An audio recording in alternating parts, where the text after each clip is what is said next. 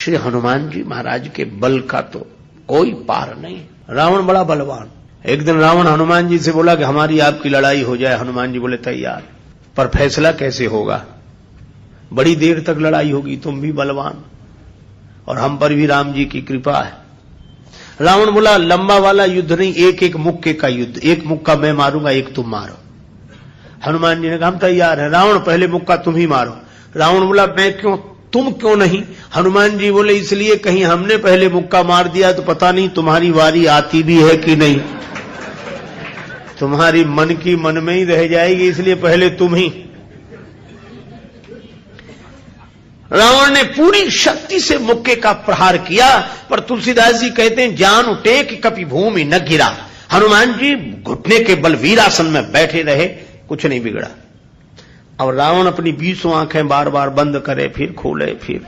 हनुमान जी ने कहा कि आश्चर्य मत करो, हम स्वस्थ हैं, पर अब तुम तैयार हो जाओ। रावण बोला तैयार ही हैं और कर भी क्या सकते हैं। हनुमान जी ने पूरी शक्ति से हाथ ऊपर उठाया मुक्के के रूप में। घबरा गए ब्रह्मा जी, शंकर जी। ब्रह्मा जी बोले रोको, कहीं मुक्का गिर गया और रावण मर गया तो राम जी का तो पूरा प्रोग्राम ही फेल हो जाएगा। उनकी रामायण पूरी होने दो, तुलसीदास जी की और लीला राम जी की पूरी होने दो। अब हनुमान जी हाथ नीचे करें, आवे ने ऊपर देखा तो ब्रह्मा जी हाथ जोड़े थे कि दया करो। हनुमान जी बोले तो थोड़ा सा स्वाद तो चखा देना चाहिए। तुलसीदास जी कहते हैं कि रावण साधारण वीर नहीं है, जो 10 शीस महीधर ईश को 20 भुजा खुली खेल ने हारो। और उस पर जब हनुमान जी ने प्रहार किया तो सो हनुमान हन्यो मुठिका, तो रावण को ऐसे लगा कि गिरिगो गिरिराज जो गाज को मारे हो, जैसे गिरिराज हिमालय पर वज्रापात हुआ हो। रावण धरती पर गिर गया, मूर्छित रहा बड़ी देर तक।